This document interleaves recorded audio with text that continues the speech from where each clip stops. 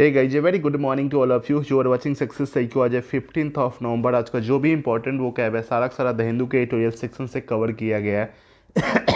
3-4 minute का hardly video होता है और अगर आप फास्ट करके 2x पे देखते हैं ना तो एकदम जल्दी निपट जाएगा एकदम। अब अप्रॉक्स 20 वो कैब डेली का रहता है, ठीक है ना। इस तरह से आपका समय बहुत ही ज़्यादा कीमती होता है जो कि बचेगा। चलिए शुरू करते हैं पॉजिटिव कोट के साथ, जिसमें ये बताया गया ना, जिस दिन आपने ये सीख लिया कि सीखते कैसे है ना, ठीक है, फिर आप कुछ भी सीख सकते हैं। सिंपल सा बात है। बहुत लोगों को लगता है ना सीखने ही नहीं आता है कि कैसे सीखा जाता है। लगता है कि हाँ हम सब कुछ कर सकते हैं, लेकिन यही तो आपका गलत है ना कि आपको लगता है कि हम सब कुछ कर रहे हैं और कर सकते हैं, कर ही रहे हैं, किसी से सीखने का जरूरत नहीं है। यही आपका भूल है यार, है ना। हमेशा ये आदमी मरते मरते दम तक सीखता है, ऐसा नहीं है कि हाँ।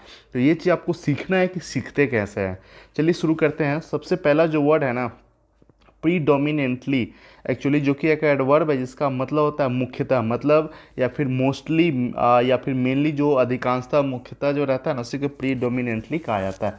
होस्टाइल एक एडजेक्टिव है जिसका मतलब होता है प्रतिकूल जो भाव रहता है ना, या फिर अनफ्रेंडली, या फिर नॉट लाइकिंग समथिंग, किसी को अगर आप पसंद नहीं कर सकते, शत्रुता वाला एकदम, है ना, निगेटिव मीनिंग ये देता है।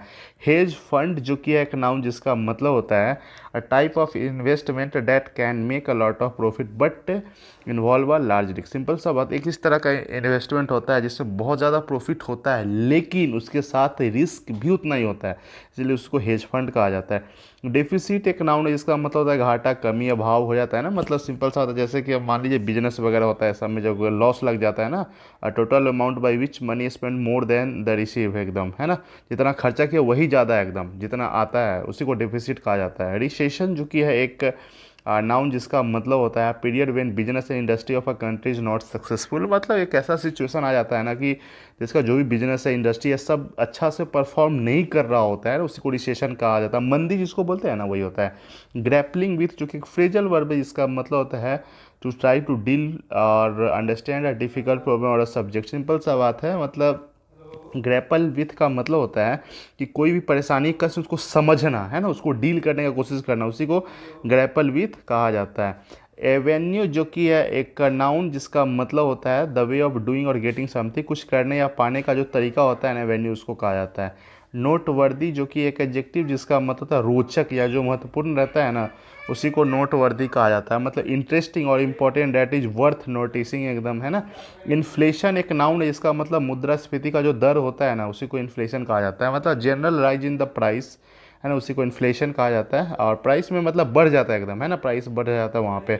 और पंक्चुएटेड जो कि एक वर्ब है जिसका मतलब होता है बाधित, बीच बीच में बाधित करना है एकदम पूरा। To interrupt something many times, मतलब बहुत बार एकदम इंटरप्ट कर देना ना, उसी को पंक्चुएटेड कहा जाता है। कई सेशन पसंद आ रहा है ना तो जरूर आप इसको शेयर कर। चैनल पे पहली बार है तो सपोर्ट कर सकते हैं, जितना आदमी देखते हैं कम से कम उतना तो लाइक आप कर दीजिए। आपके लाइक से यार हमको सपोर्ट मिलता है एकदम, ठीक है ना, पॉजिटिव वाइब्स आता है एकदम, है ना। और हाँ, क्विज 10 बजे रात को करवाते हैं, वो नहीं देखते तो देखिए। ये क्या बोलते हैं, रीजनिंग वाला सेशन 2 बजे डेली कुछ कुछ नया लेकर के आते हैं, तो वो भी देख सकते हैं, एकदम मज़ा आ जाएगा यार, है ना। मीगर जो कि एक एडजेक्टिव जिसका मतलब होता है बहुत कम, स्वल्प जिसको बोल सकते हैं, टू स्मॉल इन अमाउंट, मात्रा में बहुत कम। नेस्ट एग एक नाउन है जिसका मतलब होता है a sum of money saved for the future, future के लिए अगर कोई पैसा अगर हम बचा लेते हैं ना, उसको नेस्ट एग कहा जाता है। टॉप ब्रास मतलब होता है बहुत ही ज़्यादा इंपॉर्टेंट, जो वीआईपी आदमी रहता है ना, ठीक है, हाई पोजीशन वाला, उसी को टॉप ब्रास कहा जाता है। ये है एक्चुअली बेचारा नाउन है। एडेयर जो कि है, एडेयर के साथ हमेशा टू लगता है प्रीपोजिशन, ये भी ध्यान में रखें। एडेयर एक वर्ब है, इसका मतलब होता है to stick firmly to do to something, मतलब मजबूती से चिपक जाना या फिर जुड़ जाना एकदम, उसी को डेयर कहा जाता है। जैसे बोलते हैं make sure that paper adhere firmly to the wall.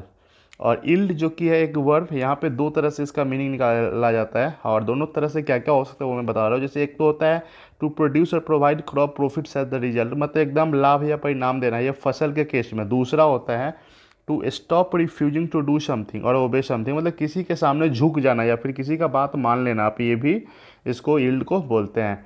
Displeasure एक नाउन है जिसका मतलब तो असंतोष, अगर आप किसी चीज़ से नाराज़गी अगर व्यक्त करते हैं, नॉट सेटिस्फाई, है ना, ठीक है, उसी को डिस्प्लेजर कहा जाता है। परसुएसिव एक एडजेक्टिव है, इसका मतलब होता है किसी चीज़ के लिए मना लेना, राजी कर लेना एकदम है, बोलते हैं ना मान जाओ ना, प्लीज प्लीज प्लीज प्लीज। जैसे able to persuade somebody to और टू डू ए और बिलीव, एकदम विश्वास कर लेना, तुमको हम पे भरोसा नहीं है का, परसुएसिव बोलते हैं ना, एकदम मना लेना।